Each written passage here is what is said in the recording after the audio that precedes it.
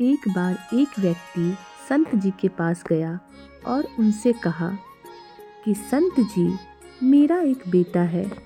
वह ना तो पूजा पाठ करता है और ना ही भगवान का नाम लेता है। आप कुछ ऐसा कीजिए कि उसका मन भगवान में लग जाए।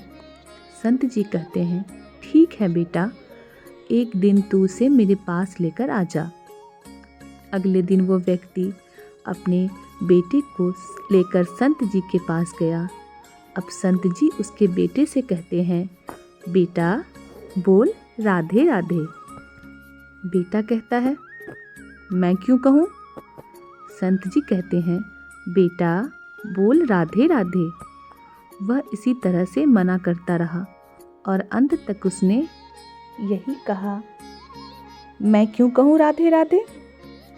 संत जी ने कहा, जब तुम मर जाओगे और यमराज के पास जाओगे, तब यमराज तुमसे पूछेंगे कि कभी भगवान का नाम लिया, कोई अच्छा काम किया।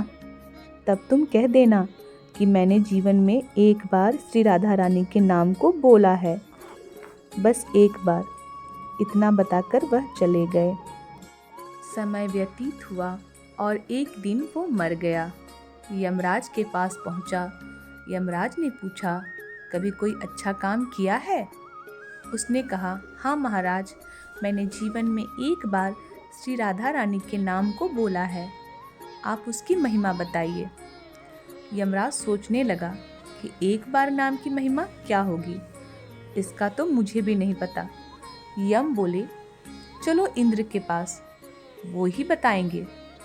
तो वो व्यक्ति बोला, मैं ऐसे नहीं जाऊंगा, पहले पालकी लेकर आओ, उसमें बैठकर जाऊंगा। यमराज ने सोचा, ये बड़ी मुसीबत है। फिर भी पालकी मंगवाई गई और उसे बिठाया गया। 4 कहार लग गए। वो बोला, यमराज जी, सबसे आगे वाले कहार को हटाकर उसकी जगह आप लग जाइए।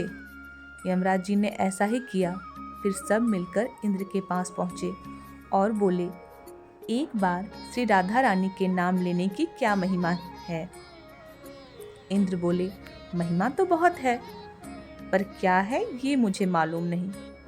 चलो ब्रह्मा जी को पता होगा, वो ही बताएंगे। वह व्यक्ति बोला, इंद्र जी, ऐसा कीजिए, दूसरे कहार को हटाकर या यमराज जी के साथ मेरी पालकी उठाइए। अब एक और यमराज पालकी उठा रहे हैं और दूसरी तरफ इंद्र लगे हुए हैं। पहुंच गए सब ब्रह्मा जी के पास। ब्रह्मा जी ने सोचा कि ऐसा कौन सा प्राणी ब्रह्मालोक में आ रहा है जो स्वयं इंद्र और यमराज पालकी उठाकर ला रहे हैं। ब्रह्मा जी के पास पहुंचे सभी ने पूछा, एक बार राधा रानी के नाम लेने की क्या महिमा है? ब्रह्मा जी बोले, महिमा तो बहुत है, पर वास्तविकता क्या है ये मुझे नहीं पता, लेकिन हाँ, भगवान शिव को जरूर पता होगा। वह व्यक्ति बोला कि तीसरे कहार को हटाइए और उसकी जगह ब्रह्मा जी आप लग जाइए। अब क्या करते, महिमा तो जाननी थी। अब पालकी एक और यमराज जी, दूसरी तरफ इंद्र और पीछे ब्रह्मा जी उठाए हैं। सब मिलकर भगवान शिव जी के पास पहुंच गए और भगवान शिव से पूछा कि प्रभु, श्री राधा रानी के नाम की क्या महिमा है? केवल एक बार लेने से नाम आप कृपा करके बताइए। भगवान शिव बोले कि मुझे भी नहीं पता, लेकिन भगवान विष्णु जी को जरूर पता होगी। वो व्यक्ति शिव जी से बोला कि आप भी पालकी उठाने में लग जाइए। इस प्रकार शिव, ब्रह्मा, यमराज और इंद्र चारों उस व्यक्ति की पालकी उठाने में लग गए और विष्णु जी के लोक पहुँचे। विष्णु जी से पूछा कि एक बार श्री राधा रानी के नाम लेने की क्या महिमा है? विष्णु जी बोले, अरे, जिसकी पालकी को स्वयं मृत्यु का राजा यमराज, स्वर्ग का राजा इंद्र, ब्रह्मलोक के राजा ब्रह्मा और साक्षात भगवान शिव उठा रहे हों, इससे बड़ी महिमा क्या होगी? जब सिर्फ एक बार श्री राधा रानी नाम लेने के कारण आपने इसको पालकी में उठा लिया है, तो अब ये मेरी गोद में बैठने का अधिकारी हो गया है।